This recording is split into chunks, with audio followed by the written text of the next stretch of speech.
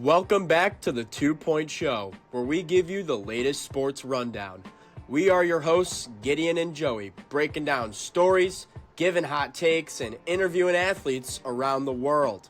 From buzzer beaters to bold predictions, we will give you fresh analysis, real opinions, and some fun arguments along the way.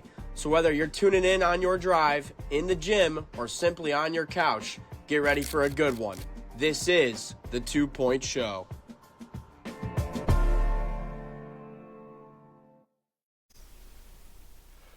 We're back for a big-time show today on the 2 Point Show. We're talking Detroit sports and Michigan sports, but we're doing it with some Detroit legends. We got Sean Baligian and Neal Ruhl joining us today.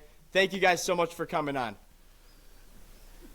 Absolutely, it's good to be on with y'all, man. I've been waiting on doing this with Gideon for a while. So if I can be here with my friend Sean, because he's my friend, Joey, I'm happy to be here, man. Awesome. Quickest way to get rid of both of us, though, is to call us legends. So I would refrain from that because we'll both just sign off and get the heck out of here. But all right, my apologies. My apologies. All right, so fans, we got 4 segments for you today. We're talking about Sherrone Moore and what the hell that issue is. We're talking about the Lions. We're going to obviously go to the college football playoff, and then we're going to cap off with everyone's favorite game, Do You Think? But we're playing a little football edition. So, yeah, I want to talk about Sherrone Moore, obviously. He was fired today for a dumb act. He basically did what Mel Tucker did, but did it IRL. That's a fair way to put it, I think. I think that's a very fair way to put it. On my end, I instantly – 2 things, all right? There's 2 things that come into my mind with this. Number 1, pretty convenient way to get rid of a guy that maybe there were some question marks about. And as far as I go, I was not impressed with what I've seen from him as far as being a coach, just in game. Right. And I'm talking game situations, right? Like, I always go back to the end of the Illinois game last year, the Indiana game last year, where you saw – late game situations were quite often a disaster for him. That's number 1. Number 2, the first thing that pops in my mind is, so is he not suspended for the Western Michigan game next year, or is he still suspended? Like, I don't. Can somebody help me with that? Right? Is he going to tack on to the next coach, maybe, who comes in? Who the hell knows? I don't know. I don't know. Whatever Sean's takes are, I just that's my main question is, and I was joking about that a little bit, but the fact of the matter is, Sherrone Moore is the only coach I'd ever seen in the world that was hired with a show cause. Like I never understood how that happened. So I'm not going to sit here and wonder about, well, what about his character? They hired him on a show cause. So, that whole leaders and best and all that Michigan stuff, can we put that to bed now? That's my main point. Neal and I were talking about this last week. And, Neal, if you remember, I between our shows at Woodward, I said to Neal, this is what I had heard and everything. And this is before we heard what was being alleged, still to this moment, in fairness, what was kind of the root cause. And I couldn't agree more with the first point that Neal made. I think it's convenient. I think this was a guy that was maybe wearing out his welcome. There are things that I was told. My source has been spot on so far. I guess he had 0 relationship with his defensive coordinator, Wink Martindale. They hadn't talked since the USC game. I was also told that there was a players-only meeting where everybody was there, not just the players, mind you, except for Sherrone, and there were some fireworks that were flying. So I do think that there was probably more to this than the incident itself. Look, if this incident happened, and we all know what it is, if this incident happens, that's certainly worth getting rid of a coach. But I think that things were in place. I'll go this far, and Neal, we talked to some of the Michigan fans that we know, and Neal and I do this really good bit where Neal's like the bad cop and he'll take the shots, and then I'll be the good cop, right? And I'll go, well, to Neal's point, does this look like a Michigan team? I don't know how one human being the last couple of years could look at Michigan football and call them a quote-unquote Michigan team. And I think that starts with Sherrone Moore. Right. Yeah. Gideon, I'm curious to get your take on all this. You've been kind of sitting there quiet for a minute. What's your take on it, Gids? Yeah, I think, he tries to be like he's not himself. You know what I mean? Like, he's kind of been, Sherrone Moore has kind of been this guy who hasn't really found, like, an identity. And me and Joey have talked about this. Like, he has a different personality, it seems like, every interview. And I think, you know, I mean, Michigan wanted him out, it sounded like all the fans. So, I mean, like, it is kind of scum, and you can't spell scum without U and M. So there you go. Hey, Gideon, that's a great move. That's a great move by you, because I'm going to get blamed for that, and that's fine. Yeah, and you can say whatever you want, and it's fine. And they're going to say, "Who's this hater that's on there?" No, but Gideon, like, I agree with you to a certain extent. Like, there was different Sherrone Moores, and all of a sudden, like, towards the end of the season, he had like the crispy Jordans on and all that kind of. There was a change about it. That's a good catch by you, man, because I was thinking the same thing. Like, he seemed to change a little bit, and there was definitely a corporate version of Sherrone, I guess you could say, certainly in interviews. But that's a good catch by you, my friend. Yeah, and adding on to the thing Gideon just said, what the hell was that interview when he had that blue collar jacket on? Like, that's just so stupid. You know what I mean? Like, what are you doing? You're just making yourself look stupid. It was very cringy. Yeah, I thought it was stupid. I mean, I'm proud to wear my Spartans tonight. So, but yeah, I got one more question for you guys about this segment. It's just, with this job, I mean, Michigan's a pretty big job. Wouldn't we all agree? Probably one of the biggest in college football. Who do you think is going to come in and take this spot as a coach? I'm curious to hear Sean's take on this one, because I hadn't necessarily got on the clock since this broke. But Sean, have you heard anything like in the immediate? There was. Look, it's Michigan. You guys, I know we all poke fun, we laugh. It is a premier job. There's no doubt about that. There are some wild names. I mean, DeBoer's name was mentioned. Obviously, Freeman's name was mentioned. It is a very, Neal, here it comes, desirous job in college football, okay? All jokes aside, all leaders and best, and Connor Stalions jokes aside, it is a very desirous job in college football. My personal opinion is they could go get pretty much anybody they want. Period. I mean, whether I know there are some people that want to dance on the grave. I don't think that's the case at all. I think this is a job that people are going to be very, very interested in. I'm not going to go as far as to say, you know, they're going to have the quote unquote pick of the litter and go pluck this guy out of there or pick this guy out of there. But you know what the Michigan mentality is. That doesn't mean that they're going to stop from trying. And in today's day and age, where you're throwing this mad money out there and these mad contracts out there, who knows? Maybe they can pluck a guy, DeBoer. Maybe you can do something like that. But it's still a desirous job, guys. Make no mistake about that. No, and I, Sean, obviously 100%. I'm with you on that. But does the program, and I mean the Michigan Corporation, the Michigan Corporation entity, do they have the chops to, like, go take somebody? I don't think that. Yes, they could have, in theory, Sean, they could have anybody that they wanted. Obviously, the money's there, the revenue's there, the big block M is there, the recognizable logo, all of that.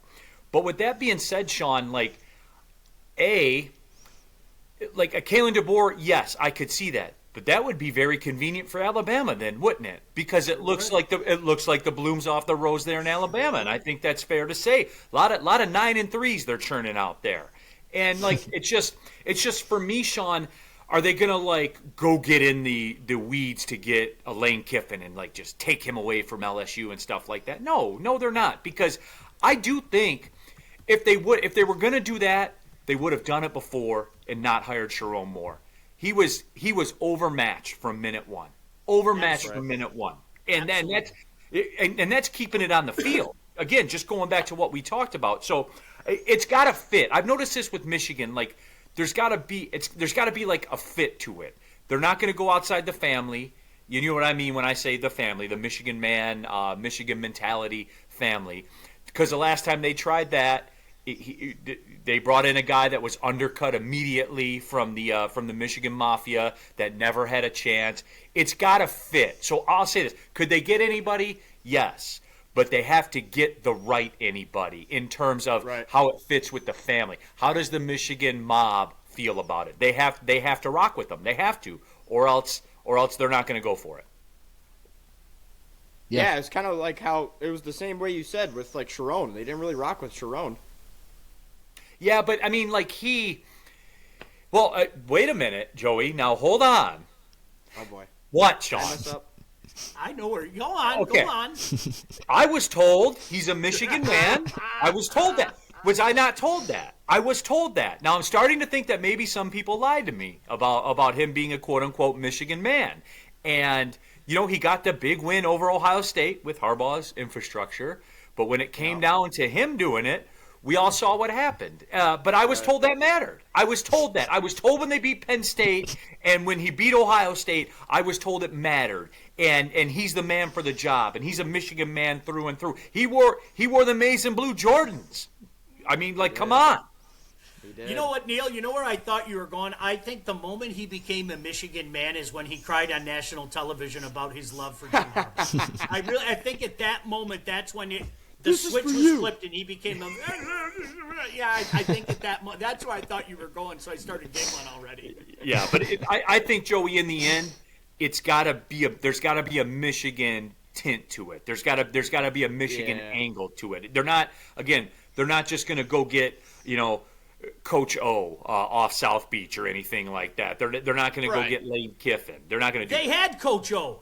Neal, I made the joke all the time. Sherrone Moore was like the Norse answer to Coach O. He can go in your living room. He can go in the dining room. He can woo you. He can bring in those recruits, but ask the guy to coach, and there are some issues. And that was, really the issue with Ed Ogeron forever, with the exception of 2019, where that team was so damn good, you would have to make a concerted effort to have that team fail. But that's what people always said about Ed O, that he was the guy. And, that was the thing with Sherrone. Sherrone was the guy who sealed the deal.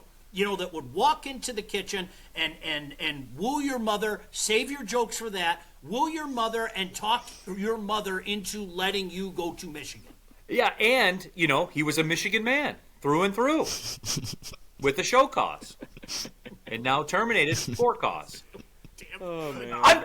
I'm reading... it says it on my phone right here. It says it on my phone right here. Fired for cause. He had a show cause. It says it on my phone. That's not what I think. It's what happened. It's what happened. Why are you laughing at me? I didn't do it. Because I hear certain people that we work with crying right now, and I wish they were here to watch it, but that's another story. Yes. Through and through, Michigan man. Gideon, who do you think's gonna maybe get the job for Michigan? Yeah, and I think Neal was making a good point. Like, there's not another Michigan man that I can see. So maybe they get DeBoer. I think Lincoln Riley. I think that's who they should go for and try to retain Bryce. And I think you've seen what Lincoln Riley has done with many quarterbacks. I think he's. I think that I don't want to gas up Michigan. Trust me, I'm a Michigan hater, but. I think that's a good hire, and he kind of seems like a Michigan man. But you bring up a good point, and Neal, you know this, and I stand by this. Okay, he never wanted to go to Michigan. Bryce Underwood, he did not. Why would you if you were Bryce? I will stand on that 100%. He did not want to go to Michigan, and this is where the dynamic in college football has changed, okay? Well, you tell Michigan no. Oh, you can't tell Michigan no, because then they're going to go over the top. Then they're going to get on the phone with some of the big money and things like that. And that's why I'm wondering. And Neal, I'm not saying you're wrong, but I'm wondering if now with the dynamic in college football changing, okay? If those same phone calls don't start happening and say, Kalen DeBoer turned down Michigan. Can you believe that? Well, yeah, let's get the names, okay? Let's get him, Stephen Ross, on the phone. Let's get Portnoy on the phone. Let's get Tom Brady on the phone. Let's get all this big money Michigan lineage on the phone. We can't have that. Nobody turns down Michigan. But I'm telling you, an undeniable source flat out told me 2 weeks before he flipped his commitment, Bryce does not want to go to Michigan. And then he went to Michigan. And we all know why, and I can't blame him. I'm never going to blame him for that. Yeah, No, well, he and got that's the thrown thing over too. 10 Like mil. when you talk about Lincoln Riley, like, yeah, because maybe Bryce would have more than 9 passing touchdowns in a season if he were the coach, But maybe he would. I think he would, Sean. More than 9? I think so. Okay, yeah. So I would hope. If it were me, I would knock on that door if I were Michigan. But doesn't that seem like a little too cutting edge for Michigan? Like, doesn't it for real? It does to me. Not blue collar. We'll see. Yeah. I mean, this is weird. In real time, we're all reacting to this new college football universe, and things Right. that I thought I know, I don't know anymore. I really don't, and I think that's what makes it interesting. Now, does it affect something like this in the way that the Michigan mind reacts to things? None of us, our feeble minds, cannot even begin to understand how a Michigan man operates. We can't. We're not Michigan men, so we don't know what it is to be a Michigan man. All we can do is follow the lead of the Michigan man. Well, they are the leaders and the best. I mean, and you have to be you have to be of high character. Yep, you have to be a man of integrity. You have to do what's right, and that's the lineage of the Michigan man. I'm sorry. Go ahead. I got one more. We're gonna be done at 10 tonight, boys. So Yeah, I know. We're gonna be here in a long for time, while. man. Oh man. But I got one more name that I think just total scumbag coach who would belong at this program, just because of what Michigan did with letting their players sign afterwards and then fire them afterwards. Just total scumbag decisions. What if they brought in someone like Brian Kelly? Never. The secret's out, guys. People know. You got it. You gotta trust me. Neal, you'll get my back here. People know. Okay, the secret's out, especially in this state. I'm not saying that he won't get another job. Okay. But around here, when I heard his name mentioned for Michigan State, I went like this. I do the exact same thing for Michigan. People know, no. My jaw would drop. I don't know how to explain it. People know. Well, All right, I'll pump the brakes. Well, as I always like to say, Sean, we are in the content business. I hope that happens. Oh. That would be a lot of fun. That would be a gift. That would be a gift that would never stop giving. That would never stop giving. So hopefully you're right. But no, I think Brian Kelly needs to go like the Western Kentucky Ball State route. The rehabs, Florida Atlantic. Somewhere like that where you get them back into a bowl game and get that back pumping, and then you kind of step back in. Right. As we wrap up the Sherrone discussion, I'll say this. I'll give Sherrone this credit. At least there was no motorcycle involved or any neck braces or anything like that. Sure. You guys, I'll say this name and you get Google is your friend, okay? Bobby Petrino, Google is your friend, okay? And we'll leave it at that. There you go. All right. So before we get to our Lions segment, I want to talk I forgot to do this right at the beginning of the episode. Sean, Neal, just give a quick little minute segment about who you guys are and what you guys do. Oh, yeah. So I do a lot of play-by-play. Obviously, Oakland University, all the sports, basketball, all that. I fill in for the Detroit Pistons. I do soccer for Detroit City FC. I have a contract with Paramount Plus. I do national soccer matches also, and I also work at Woodward Sports and do the Lions pregame show with my friend, Sean Baligian right there, and have a daily talk show with Darren McCarty. Awesome. I refuse to participate in this exercise. I will say that I work at Woodward with my friend Neil Ruhl, and I've done a bunch of dumb stuff. How's that? That's fair. I've been very fortunate Perfect. to last in this business for over 30 years now. So maybe my Detroit legend saying isn't too bad, huh? Yeah, I don't know about all that. Where's the door? I'm out. Yeah. All right, sorry. I won't bring it up again. All right, so obviously the Lions this weekend, they got L.A. on the road. Jared Goff is playing indoors. That's a good sign. What do you guys think? What do you think is going to happen with the Lions in this game? For me, I think it's interesting the Lions are being written off again by everybody. This tends to be the spot where you see the Lions best over the course of history. And guys, look, and Sean can mark me on this because he was there when I talked about it. I know that the Rams are playing well. I know that they've had a great season. I know Matt Stafford is, the front runner for, well, maybe not the front runner for the MVP, maybe 1 and 2 with Drake May, but I understand he's playing very, very good football. However, it's about that time of the year. You notice there's a rhythm to a football season, and we saw it for years with the Patriots. It happened with the Chiefs. It happens with a ton of very, very good football teams where once you get to December, things change. And for the Lions, I think what that Dallas game showed you was there is an urgency that is in play right now. And as far as the Rams go, what is Matt Stafford going to throw 40 touchdowns and 3 picks? No, he's not. He's just not. There's going to be regression to the mean. He, contrary to popular belief, and for whatever reason, especially in this town, is above this. He single-handedly lost the Panthers game for the Rams. Single-handedly. Sure. He was a turnover machine that Dante Culpepper looked at and said, man, you turn the ball over a lot. He was, and that's in him. It's there. And it's not explainable sometimes. It's not. And Sean, when we were on Woodward and we were doing the pregame show, I drew the sword. And I was like, I love the Panthers and the points this week. I love it.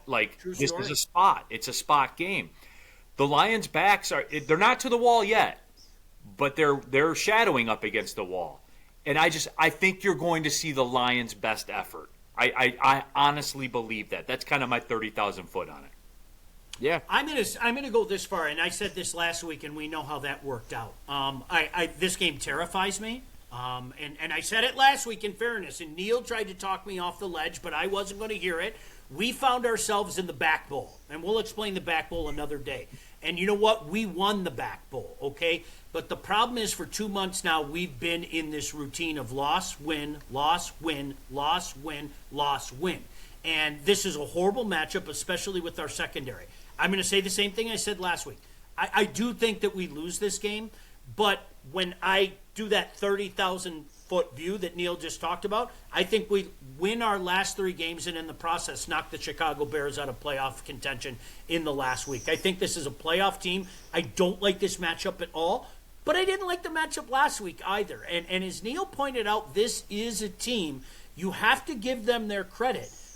They've been able to punch their way under this regime, mind you, out of some of those circumstances where, as we talked about on our pregame show last week, really almost everything you looked at last week said Dallas Cowboys, right?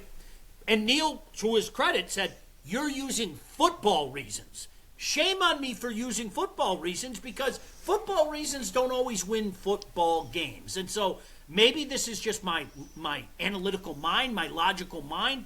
Everything points to the Rams. I especially don't like that 5.5 line. Maz always calls it the devil's line. 5.5 scares the bleep out of me. But we'll wait and see how it plays itself out. But to me, as Neal said, we're not at back against the wall yet. Okay? You lose last week and then you follow up with a loss this week, and absolutely.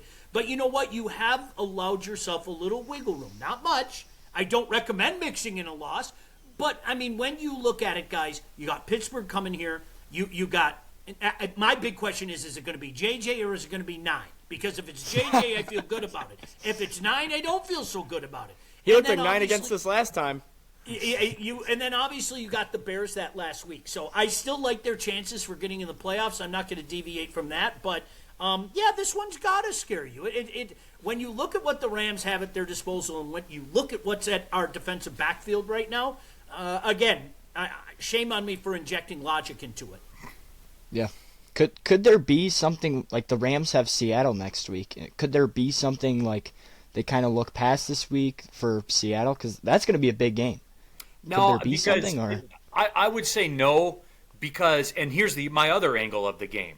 The Lions have owned the Rams. I know people forget that because they get caught up in all this Stafford trade stuff and get in their feelings about it, and they continue to wait by the window for Dad to come home from the store, but Dad ain't coming home from the store ever. Dad's got your new mommy now, and he's out there in LA, and he ain't never coming back, everyone. So, I think people forget about the fact that the Lions, since the Lions didn't have Trey Flowers as their highest paid player to not play, since that year, The Lions have owned the Rams. That is a factual statement. It just is 100% fact. We've watched it play out. And the stakes don't matter in the playoffs, Sunday Night Football. It doesn't matter. Like they have owned them. I do believe in that a little bit as well. That's kind of my point. But backing up to your question, it's just as they are still the Rams. Like Matt Stafford is a good quarterback. Like he is. They know, they've been around the block, dude. They know that they have this game and they have Seattle. They can compartmentalize it for sure. I don't think that that's a factor at all. And I'll take it a step further. It's almost like the Lions when they say, "Oh, we're not thinking about that game last year." Of course they're. I mean, I go back to the Dallas game last year. What they did to Jerry on his birthday, nonetheless, that was personal. That was absolutely personal. And I haven't heard Matthew Stafford say this, but my guess is a beat writer, maybe multiple beat writers, asked him, "Hey, what's this Detroit game mean?" And I can hear Matthew Stafford saying, I had some great years there, but hey, it's just another game. I'm focused on the LA Rams right now. And I will call BS on that. Matthew Stafford wants to beat the Lions, period, end of story. There's no doubt in my mind. I don't care what comes out of his mouth. He is an incredible competitor, and he wants to beat the Detroit Lions for the reasons that Neal just gave. Yeah, I think we drop it. I honestly really do. It's just such a tough matchup for the Lions, especially with how banged up the defense is. You know what I mean? And the reason why I think this is like the true alone reason, looking back at the Dallas game last week, I was texting with Gideon, and I was just saying to myself, like I texted him, "Yo, St. Brown is suiting up." And I was like, "Are you kidding me?" And I was like, "We're going to win." It's designed that way, whether he's used as the decoy or something. And then this is another thing. The very first play of the game, Goff we were thinking handoff all day. Goff just runs a little curl route or little curl pass, gives it to St. Brown for about 7 yards. And that is just setting the tone of showing they were coming, they don't care. It's St. Brown, he's one of the best to ever do it in the league right now. But Joey, wouldn't you say though that you were very dismissive of Rayne Prescott being the quarterback on the other side, at the lead of the number one offense in the NFL. And also, too, you look at the receiver room that they have with that picture of stability, George Pickens. And, like that's I was told that's the most elite offense in the NFL. Was I lied to? Yeah, maybe we just overpowered them a little bit, you know what I mean? And that's kind of like, I guess Pickens hasn't really maybe seen a matchup like that this year to where second half he totally quit. He just gave up, stopped running his routes. Even when he became the main guy with CD out, he just stopped. I don't understand. That's really odd because I've seen a Cowboy team fight for over 30 years now. It's not like the Cowboys to fall apart, especially in December or January.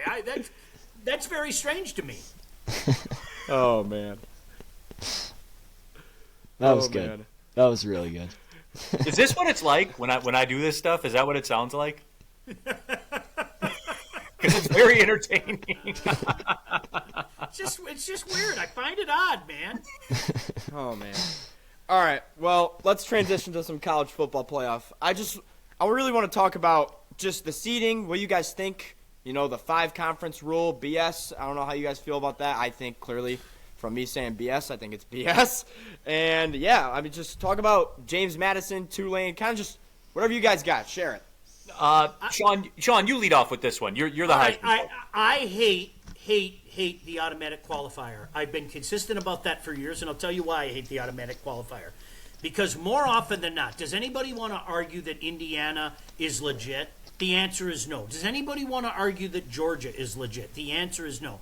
More often than not, the team that wins your conference is going to be A, legit, and B, worthy, especially if you're talking about the SEC, okay? But what if there is that weird year? What if there is that weird year where, for example, 7-5 Wisconsin, through a bunch of circumstances, finds themselves in the Big Ten championship and absolutely obliterates a Nebraska team 70-21 and wins the Big Ten at 8-5, loses a bowl game and finishes the season at 8-6. Okay, what if there is a Duke team through a bunch of extenuating circumstances that finds themselves in that position and thus opens the door for Tulane and James Madison? And I'm going to say this: props to James Madison. Hang your conference title. Props to Tulane. hang your conference title. You have nothing to apologize for. But I am a huge fan of doing away with the automatic qualifier. I think you saw it bite this committee in the butt last year. Honestly, I mean, that Clemson team, a 3-loss Clemson team, got an automatic qualifier. I have a huge problem with it, and I hope it's something that they address in the near future. I kind of like it that it's going down like this, because I think everyone's very much getting lost in the sauce here with all of it, because it's not James Madison's fault. And I guess by the numbers, right, Tulane was the Tulane was the group of 5 representative, right? Like they by the numbers, by the seeding they were, and James Madison was the higher ranked conference champion than Duke. Like that, you set it up that way, everybody. Not in a million years thinking that the ACC champion would be lower ranked than the Sun Belt champion. Not in a million years did you think that. I have no problem with James Madison being there. You set up the rules, College Football Playoff Committee. You set those rules up. That's not James Madison's fault. That's your fault. Nothing to apologize for. Absolutely. So James Madison, take the free roll. Hell, man, step up to the crap table and have to roll back-to-back boxcars to win the game. That's fine. I have my questions about Oregon. I do, for real. I'm not sitting here saying James Madison's going to win this football game. No, I'm not saying that. But I am saying this. I have questions about Oregon. Like, what's their best win? You know what I mean? Like, it's just, there are so many questions about pretty much every one of these teams. There just is. I know that James Madison has kind of become the punching bag for that. No one says a word about Duke or the ACC. And, like, here's my thing. If you want to get into, like, the playoff, now, yes, Miami should be in over Notre Dame. They should. If it comes down to Miami and Notre Dame, they should be in because they played the game and the game matters. But we're just talking about James Madison being a higher-ranked conference champion than the ACC champion. So if Miami finishes tied for 5th in the ACC, which there was a 3-way tie, so I guess if you want to say you tied for 2nd, technically you tied for 5th too, and you want to look at it from that perspective, why is Miami in there? For real. Like this embarrassment of a conference where your champion is 8-5 Duke. They couldn't even get in the playoff game, the conference championship playoff game. Miami couldn't. Why are they in? Why can't I ask that question? Everyone wants to sling these arrows at James Madison. All they did was navigate the way you set it up. That's all they did. I told you, Neil, nothing to apologize for. The AQ's a joke. The sooner we get there, the better. And that is the committee's fault, and they have to own that. There's no doubt about it. They have to own that. But I maintain, you know how you want to avoid that? Get rid of the gosh damn AQ, because it's going to happen anyway. Georgia's going to be in. Indiana's going to be in. Texas Tech is going to be in. I don't have to say up automatically. No. To me, you have to earn that. Okay, Duke at 8-5 did not earn that. To me, you need to earn that. That's what it should be. There should be nothing automatic about that. And that's why we run into problems. Yeah, and just to kind of wrap it up, too, my issue is BYU not being in, because I just laid out the Miami-Notre Dame angle of it. If Notre Dame lost to Miami, and Miami finished tied for 5th in an ACC where an 8-5 Duke team won it, then put BYU in. Because I was told you don't punish people for losing in a conference championship game. But you do if you're BYU. You don't if you're Alabama, but you do if you're BYU. That happened. Right. Like that absolutely happened. BYU's only losses were to Texas Tech, who, if we're talking about the playoff, if I were in the business of picking a winner, like based on betting value or whatever, I think Texas Tech at 8-1 or 6-1, whatever they are, that would be my move. It would, because I think that they're good enough to win. They are. They're not the favorite to win, but for that kind of return, I would definitely take them. Gid, what do you think about the playoff? Yeah, I think Neil touched on it, that BYU losing in the conference championship, like, they get faulted for that, but Bama doesn't. And I think me and Joe were talking about. Joe, you think that Vanderbilt should be in, right? You think? I think that, or I thought Vanderbilt should have gotten the nod. Yeah. So Neil and I are huge Vanderbilt fans. Huge Vanderbilt we're big in Nashville. We're big in Nashville. We're huge down in Nashville. Very respected. No, very respected. Why is that, Joey? I just thought they had enough. They put in against tough enough teams, and they have, I guess, one of the Heisman competitors, maybe the potential winner, where I think they should have gotten the nod over a team like. Obviously, but it's not their fault when it comes to the end of the day because you got to put JMU and Tulane in with the 5 conferences. So you kind of you want them in, but you can't really give it. But back to what Neal said, it should just be the top 12 teams. Like that's what it's about. It's a 12 best team playoff. Like these 5 little non-power 4 teams, join a better conference if you want to have a chance, or build your team up. You know what I mean? That's my point. I'm sorry. I've always felt that way. The automatic qualifier is BS. I've said it for years. I think it's stupid. I disagree with you on Vanderbilt, and I think I disagree with you on Vanderbilt for a lot of the same reasons that Neal brought up about Miami. I mean, you finished, 7th effectively in the SEC? I mean, it was a fantastic season. I'm not taking anything away from you. And Diego Pavia was absolutely stunning, and it's going to be really interesting. I apologize. I can't say much about the Heisman because I'm not allowed to. It's going to be really interesting to see how it plays out, though, on Saturday. But I think when you lose to Texas, when you don't look good against Alabama, it was a heck of a season, no doubt about it, not just by your standards, but by anybody's standards. But I'm not sure I call that a playoff-bound team. I could just one man's opinion. Yeah, I got a question for you guys. When, because we know it's going to happen. We know that the playoff will be extended. When do you think that will happen? Next year. Next year? Literally 12 months from now. Like, it has to, man. And it doesn't have to. See, here's the thing, Gideon, and I think you know this, Joey, I think you guys know this. It won't get changed so we do the debate of I hate the AQs, we need to write the AQs, or James Madison got in and Tulane got in. That won't be the why. The why will be when the ratings won't smash this year because you have JMU and you have Tulane in there. So they're going to be working at a ratings deficit. So I think that will be all the more reason and all the more opportunity. This will kind of be like Sherrone Moore getting fired to some degree, where it's very convenient. The timing is very convenient, where you can pop in there and say, hey, the ratings suffered and we're moving on from this format and we're going to expand it. Because you're seeing it with the NCAA tournament. They don't do the first 4 to the benefit of getting in more mid-majors. They do the first 4 so the 11th place ACC Virginia Tech team gets in.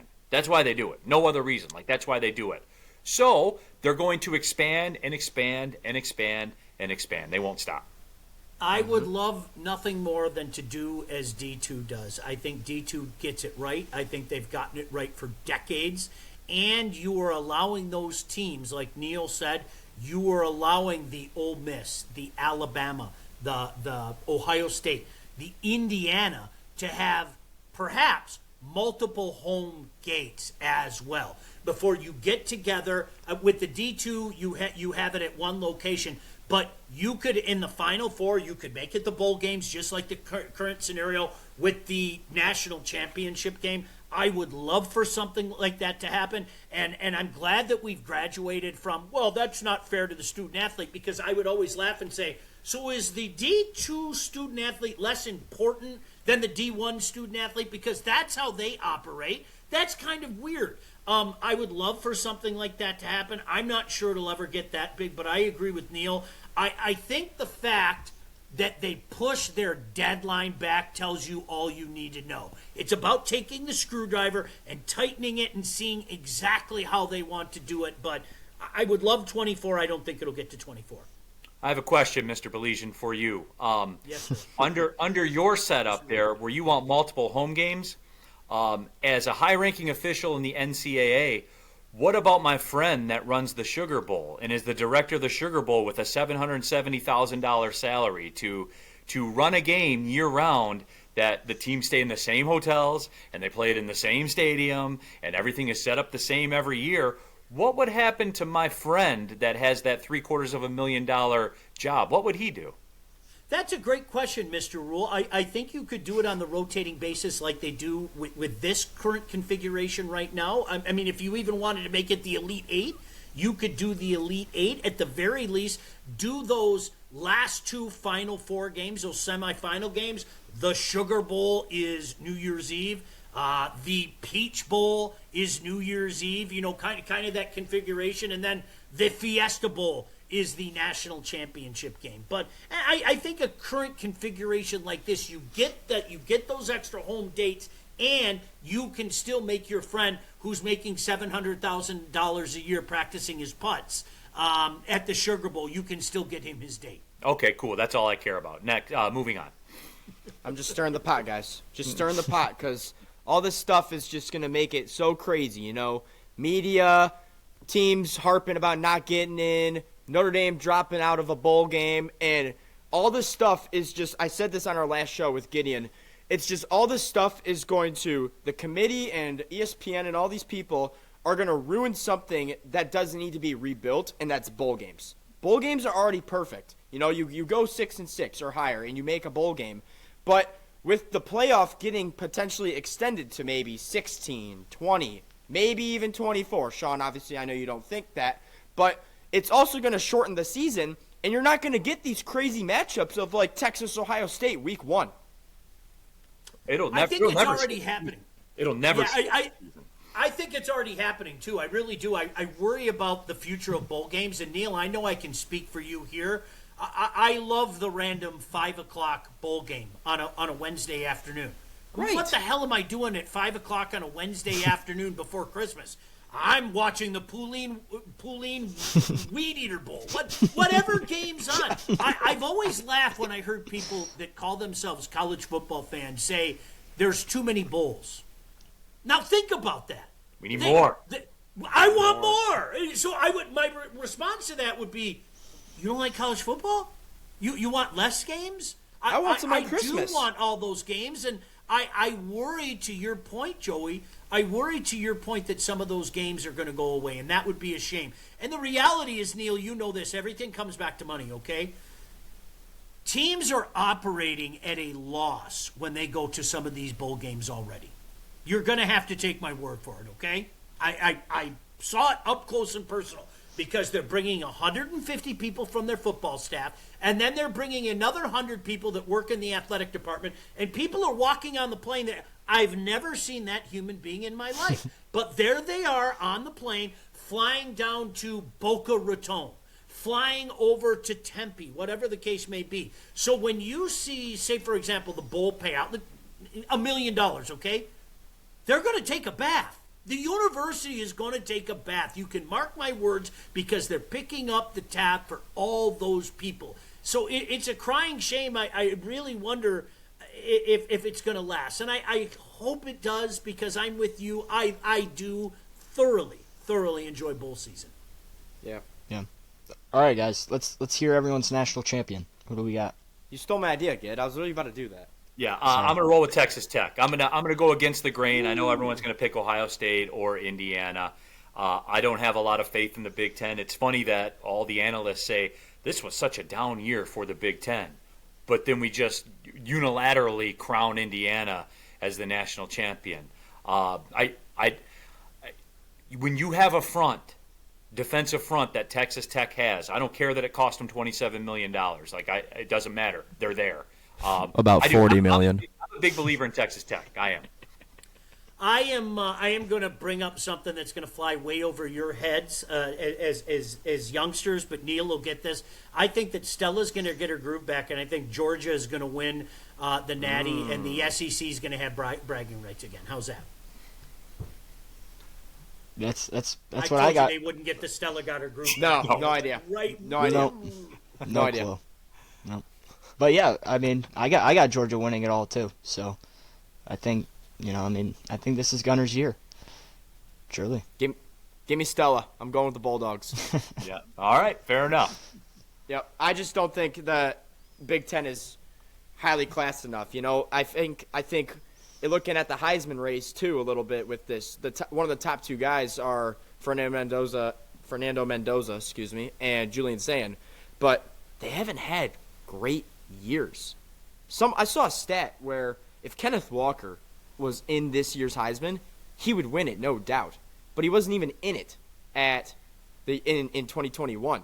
So I just think with how underplaying the quarterback play is this year, I just think Gunnar Stockton is kind of really starting to churn the butter and really get going at the right time of December, and I think the Bulldogs get it done.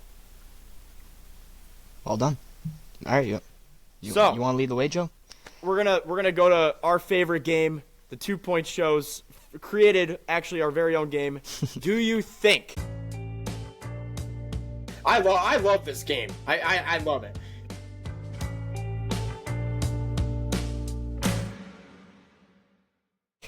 But today we are playing football edition. Do you think? Gideon, start us off. Yeah. So my first question was already answered, so I'm not gonna ask that. So my second, do you think the Lions will ride out Jared Goff's contract? Yes.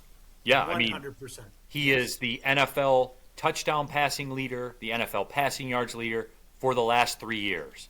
Not the last 3 weeks, not the last 3 months, not the last, not the last 3 games. He is the leading touchdown passer in the NFL. More than your favorite quarterback. Whoever your favorite quarterback is, Jared Goff has more pass. Like, what are you going to do? Like, okay, you brought this up, Gideon, all right? So then my question would be, this is bad. With the Jared Goff thing, so here's my question then.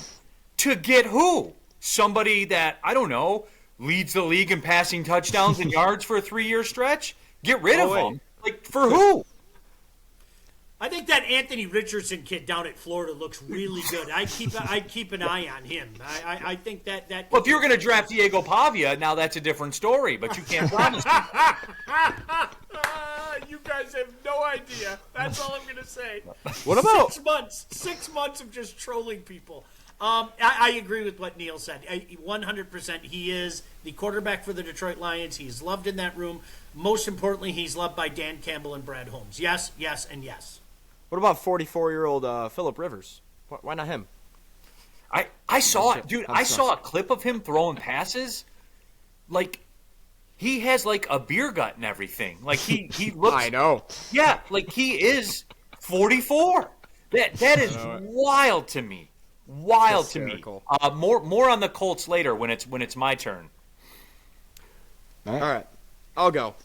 Do you think Kalen DeBoer's job was saved by Alabama making the college football playoff this season? Sean, go ahead. Yes. I absolutely. It's different down there. I mean, I think you guys know that. You know the routine too. The guy that has to replace the guy, you have to be a legend. There's no other way to say that. And the fact that they've mixed in the losses and whom they've lost to, I think that was huge.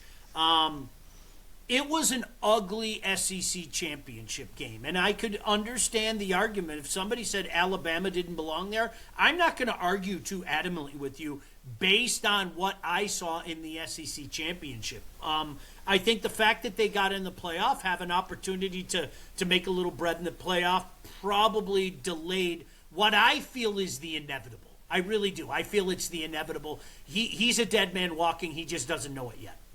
Correct. I think that they would have kept him. I'll just go by the Michigan barometer, right? It was always going to be a wash when Kalen DeBoer stepped in for Nick Saban. It was never going to be that, right? Like, wait a minute. Right. Everybody expected him to go to the national title and stuff like that, and there would have been, well, maybe they would have came up with a way to get rid of him. Maybe you're right, Sean, in the end. You're probably right. That's good. All right, who's next? Gid, what do you think real quick? I mean, yeah, I think it's safe for sure. I mean, like Sean said, it's different down there. And I know, my viewpoint actually changed because Joey said this early, probably September, that if they don't make the playoff, he's gone. And he said that with Sherrone, but obviously that's a different story. But obviously, like, it's different with those kind of programs, and if you don't make the playoff, like, what are you doing? Like, right, there's expectations. You know what I mean? Right. Michigan, if they were smart, and I said this to Neal like last spring, we were doing a show together on Big D Energy. I would have taken Oklahoma right off the schedule. I'd have taken, hey, Northern Illinois, you want a payday? Okay, come on. Huskies, cute little Huskies. We're going to pinch those little cheeks, pet you, give you some treats, and we're going to give you a 45-point thrashing, okay? Michigan would be a playoff team. I want you guys to think about that. And don't argue with that. It's win-loss. Michigan, Yep. as flawed as they are with their signature win over Washington, Michigan would be a playoff team. It disgusts 100%. Me, but that's the way it is. What was Notre Dame doing messing around with Miami? You know, right. For why? Like, what's the point? If they're 11-1, they're in. And oh, by the way, next year it's under contract that Notre Dame will be in. If they are at the top 12 within the top 12 rankings, Notre Dame Isn't is that automatically something? The AQ is not going away. The Notre Dame AQ. It's amazing how that works. Yeah, and look at Indiana. Who are they playing? They've played nobody in the next 5 years. They're playing absolutely nobody. And obviously, when it comes Big Ten play, they'll play some good teams, but they're not risking smart. the chance of losing. It's smart. I wouldn't. Why would you? Where's the impetus to do it? It makes no sense to me. It's not going to help you. It can only hurt you. It doesn't make any sense to me. And we lose out. That's what sucks. We lose out. Sean or Neal, battle it out for your Do You Think? All right, I got one for you guys. In this mania driven world of Brad Holmes doesn't do anything, Brad Holmes doesn't make the bold move. Do you think that the Indianapolis Colts regret trading for Sauce Gardner? Because now they have a quarterback with a torn Achilles. They don't have a first-round pick until 2028 to replace said quarterback, which, if you're taking a quarterback, you want that fifth-year option on it. Do you think that the Colts regret trading for Sauce Gardner right about now? Absolutely. Are you kidding me? Wait a minute, Sean. Wait a minute. They were one move away. I went right into it. I was told they were one move away. Come on, Sean. I'm going to say yes, too. Fellas? All right. I'm going to say yes, yeah. All right, I got one for you. All right? Simple. The AFC is hot garbage. We all know this, right? I'm a firm believer the AFC I've said it is to hot get garbage. all year. Okay. Can an AFC team win the Super Bowl, and if so, who? Yeah, absolutely. Namely Buffalo, with the savior Josh Allen, right? Or maybe Baltimore. They have a mobile quarterback too that can just run away and not get sacked, right? Run away is just run away. Like when you're mobile, you don't get sacked. You just run away. You certainly don't get sacked 8 times in a game. Like that would never happen. So Neal, I'm with you. Seriously, I think Buffalo's the only team. I'm serious. I don't look at any of those teams and go, ooh, that's a team that can win a Super Bowl. And I mean, all due respect to the New England Patriots in particular. The Broncos are a fraud. I'll continue to say it. But if I had to pick one, I'd still pick Buffalo. I agree. I think they're the favorite for sure. Honestly, what were you gonna say, Joe? Give me New England. There's always going to be one. Baby. There's always going to be Pats. one that's going to jump on there. And Give me the Pats. I'm sorry, man. Drake May's been great. Who was Drake May's coordinator in college, by the way, at North Carolina? Who was it? Does anybody know? No. I don't know off the top of my head. Who was it, Neal? Wasn't it Chip Lindsey? Was it? Sounds right. Was it Chip Lindsey? Sounds right. Was it Chip Lindsey? I think it was. Did Drake May have more than 9 passing touchdowns in college?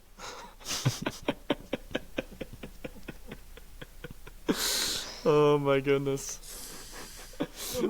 Oh, look at the time. My bad. I think he was there for a couple years. Yeah, it's weird. It is weird. I got one more question if anyone All else right. has any more. All right, go ahead. Yep. Last one. This is good. Do you think U of M has an obligation to let current signees out of their national letters of intent? No. don't This either. is. Hey, I'll say this too, and nobody is more pro player than I am. Nobody in the world is. I want those guys to get every dollar they can get, however they get it. I don't care, because look at the line of coaches that are getting paid to not coach. Look at the line of athletic directors that are getting paid to not athletic director. So, yeah, I am pro player, pro get every dollar you can, and I don't care how you get it. However, on the flip side of that coin, this is the adult world now, everybody. So when you sign your name to something, you have signed your name to it. It doesn't matter if you feel it's not fair or anything like that. When you put your name to it, it's real, and you have to abide by it at this point. No, the same way that Michigan has to pay the money they're obligated to pay these kids, right? On the flip side of that coin, when you sign on with Michigan, you're signed on with Michigan. Welcome to the real world. And it's such a tragedy they can just jump in the transfer portal after a year anyway. I mean, that's where we're at right now, and what it's done in the process is legitimately it's turned a conference that, I cut my teeth in, the Mid-American Conference, it's the minor leagues. Gideon has a monster year down in Athens, Ohio. I'm on the phone with Gideon saying, why don't you come down to Ole Miss, huh? I got this warehouse. Pick a car, any car. Which car do you want, kid? And that's what we're dealing with right now. Oh, by the way, the contract is coming as well. So, yes, while things are certainly shifting towards the player's benefit, I tend to agree with Neal. You sign that, you got to put up with it for a year, and then you jump in the transfer portal like 88% of the people do. I completely made that number up. But 88% of the players do anyway. Yeah, I think they need... Go ahead, Gid. Yeah, they need to change. I mean, it opened Monday for football, didn't it? Like this, I think it was this Monday, the portal. I think it's January 2nd. January 2nd, not December. It is? Well, the good news, Sean, is like the national champion's been decided and there's no more bowl games, on January 2nd. That is the dumb... What are we doing here, man? Like, nobody can move until after the season's over, huh? How about the Tuesday after the national title game? Then all your fireworks can start. Like, what are we doing? Yep, you got it. Yeah, it's totally free agency, but in college. Yep. It's just what it's turning into. Correct. All right, well, that's gonna do it for this episode of the 2 Point Show. Obviously, huge shout out to Sean Baligian and Neal Ruhl for coming on. Just guys, thank you so much again. This was really incredible. We had a blast. Yeah, it was a blast, guys. It really was. It flew by, and Neal, always nice to see you. Absolutely, I'll see you tomorrow. As a matter of fact, no, weird how that works out, isn't it? Yeah. And by the way, we'll be on together. You're going to be there, right? We'll be on together Sunday from 10 to noon, Neal, right? Yeah, absolutely, on the Lions pregame show, Lions There you Rams. We'll be talking Jared Goff and John Stafford, as a matter of fact, and booing children. I do boo kids at will. Boo them kids. No mercy. They put us on the scoreboard and they were booing my children. No, they were booing you. Exactly. All right, fellas. Talk about this off camera. All right. Thanks, guys. All Appreciate right. it. We'll see you you, guys. boys. Peace.